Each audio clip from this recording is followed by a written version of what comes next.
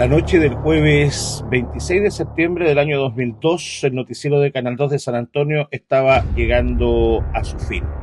Afuera ya había oscurecido y el puerto entraba lentamente en ese silencio que llega cuando el comercio baja las persianas y las micros empiezan a vaciarse. A esa hora alguien golpeó la puerta metálica del Canal 2, ahí en la calle La Marina. Era un grupo de personas, una familia desesperada. Buscaban a un niño de 12 años que esa mañana había salido al colegio y nunca regresó. Nos pidieron ayuda, que dijéramos su nombre, que mostráramos su fotografía, que alguien en alguna parte pudiera reconocerlo. Alcanzamos a incluir un llamado de último minuto antes de despedir el noticiero. En ese momento nadie imaginaba que ese niño terminaría convirtiéndose en una de las heridas más profundas de la historia policial de San Antonio, porque con los años ya no hizo falta decir su nombre completo, lo comenzamos a llamar Juanito, y todos sabían de quién estábamos hablando. De hecho, sé que ahora mismo muchos de ustedes ya saben de quién estoy hablando. Soy el periodista Juan Olivares, reportero policial desde 1997 y esto es Archivo Policial. Historias que Chile no olvida.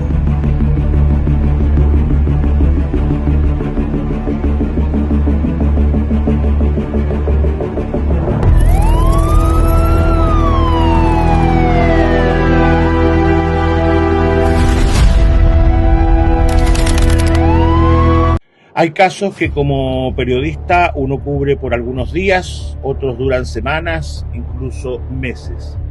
Este caso me acompañó durante 10 años de mi vida y hasta hoy sigue conmigo.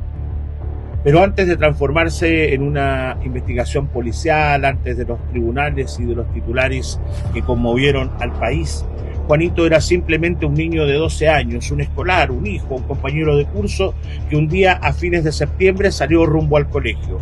Juanito nunca llegó a su casa de la calle Diego Portales, junto al puente Yoyito. Las primeras horas fueron de confusión, mucha confusión, después vino la preocupación y muy pronto el miedo. Recuerdo que en los días siguientes la ciudad se estremeció. En las radios locales la noticia se repetía una y otra vez. La foto del niño desaparecido estaba en la portada del diario. En los almacenes la conversación era la misma. Los colectiveros preguntaban si alguien había visto al niño caminando por Yoyeo. Bomberos, carabineros, detectives y voluntarios recorrieron los cerros, las playas, las quebradas, tratando de encontrar alguna pista. Lo que pasa es que cuando desaparece un niño, el dolor deja de pertenecer únicamente a su familia. El dolor empieza a instalarse en la ciudad completa. Mientras seguía la búsqueda intensa de Juanito, entrevisté a su madre, Cecilia Soto.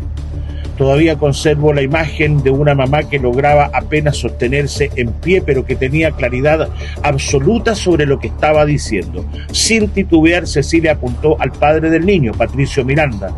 Habló del conflicto que ambos tenían por la pensión alimenticia, recordó amenazas, detalles, frases que en ese momento era muy difícil vincular con la desaparición de un menor de edad. Por esos mismos días tuve la posibilidad de entrevistar a Patricio Miranda Sáez. Fue la primera vez que hablé con él sobre la desaparición de Juanito. Era también la primera vez que este hombre conversaba con un periodista. Y recuerdo una frase que me dijo en la localidad de San Sebastián, donde nos juntamos, que sonó como la defensa de un padre que los años terminarían cargando de un significado mucho más oscuro. Yo no tengo al niño. Así dijo, levantando las manos tal cual. Y la búsqueda siguió, pasaron los días. Y así llegó el sábado 5 de octubre del año 2002. Ese día unos cazadores que caminaban por el Fundo Potrerillo se encontraron un cuerpo en un predio ubicado frente al antiguo vertedero del Cerro Bellavista, entre San Antonio y Cartagena. Fui el primer periodista que llegó al sitio del suceso mientras los peritos trabajaban. Todavía recuerdo el silencio, la consternación, el estupor, los carabineros intentando mantener a distancia a quienes comenzaban a reunirse alrededor del sitio del hallazgo, los detectives caminando entre los árboles y la incertidumbre, hasta que vino la confirmación. Era Juanito. Lo reconocieron por el buzo del colegio y por la mochila que llevaba consigo junto a sus cuadernos. Vi llegar a Cecilia a ese lugar. Recuerdo a los policías intentando contenerla. Recuerdo a una madre cayendo de rodillas antes que alguien alcanzara siquiera a pronunciar una palabra. Hay escenas que un periodista nunca olvida. Esta es una de esas escenas. Ese día terminó la búsqueda, pero comenzó una batalla mucho más larga. Encontrar el cuerpo de Juanito no significó encontrar a los responsables de su muerte, porque la investigación avanzó a partir de entonces con una lentitud desesperante. Pasaron los meses y luego fueron pasando los años.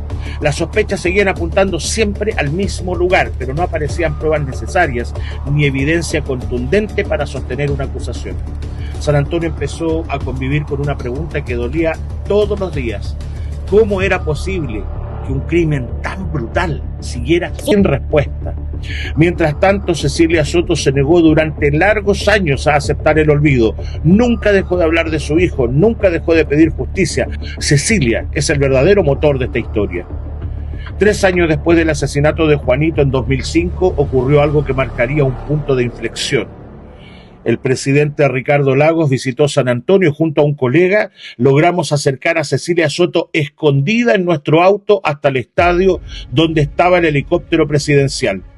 Ahí la madre tuvo la oportunidad de hablar con el presidente. Ella misma le pidió que no permitiera que el caso de su hijo se cerrara sin encontrar a la verdad. Aquella conversación cambió el rumbo de la historia porque al poco tiempo la Brigada de Homicidios Metropolitana, a cargo del comisario Erwin Rojas, se hizo cargo de la investigación. Los detectives partieron desde cero, volvieron a revisar declaraciones, reconstruyeron movimientos, siguieron a los implicados, a su entorno, escucharon testimonios que durante años parecían haberse perdido. Pieza por pieza, el rompecabezas comenzó a tomar forma. Patricio Miranda y Nevenka Beltrán fueron detenidos por la Policía de Investigaciones en agosto de 2006 en el paso fronterizo de los Libertadores, justo cuando intentaban huir de Chile para evadir a la justicia.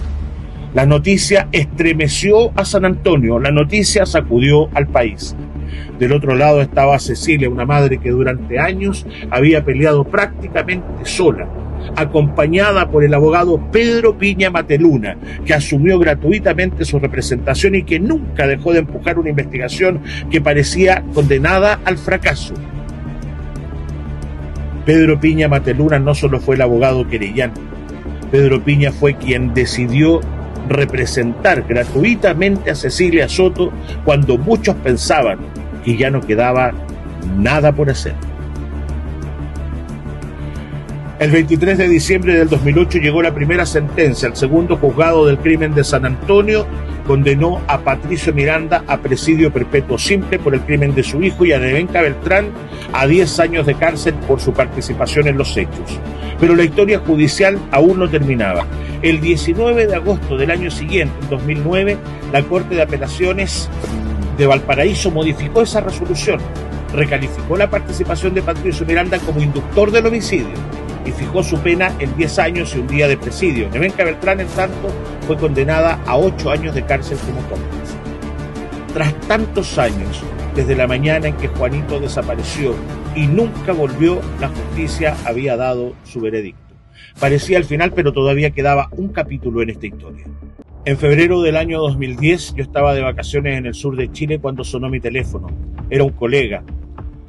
Patricio Miranda había sido encontrado muerto al interior de su celda en la cárcel de San Antonio. Se había quitado la vida. Recuerdo que me senté en silencio y pensé en Juanito. Después supimos que Patricio Miranda había dejado algunas cartas. Nunca se supo lo que decían esas cartas, pero nada de eso cambió la historia. Durante casi 10 años seguí este caso muy de cerca. Me tocó reconstruir la historia baldosa por baldosa, entrevisté a sus protagonistas, acompañé la investigación, asistí a los alegatos en la Corte de Apelaciones de Valparaíso junto a Pedro Piña y por los antecedentes periodísticos que había juntado en todos esos años, fui citado a declarar bajo reserva ante los investigadores que buscaban reconstruir y aclarar este crimen. Incluso para los 20 años del asesinato de Juanito hice reportajes en el mismo diario donde escribí la primera crónica del caso. También hice un reportaje para la televisión con motivo de los 20 años de este homicidio. Con el tiempo entendí que hay historias que dejan de pertenecer a quienes las cubren, pasan a pertenecer a la memoria de un pueblo. Porque en San Antonio basta decir Juanito y septiembre vuelve de inmediato, vuelven los ojos grandes del niño moreno mirándonos desde su foto, vuelven a sonar las radios preguntando por un estudiante, se estremecen otra vez las noches interminables de búsqueda, volvemos a escuchar el clamor de una madre golpeando todas las puertas que sea necesario. Y duele de nuevo el pueblo entero esperando una respuesta que demoró muchos años en llegar. Han pasado 24 años desde aquella noche en que una familia golpeó la puerta de mi trabajo en televisión buscando ayuda para encontrar un niño. Nunca imaginé que esa historia terminaría marcando para siempre la memoria de San Antonio, ni mucho menos que esa historia me acompañaría durante toda la vida. Porque hay casos que uno reportea y hay otros que terminan reporteando la vida de uno. Juanito fue uno de esos casos. Soy el periodista Juan Olivares y esto fue Archivo Policial. Historias que Chile no olvida.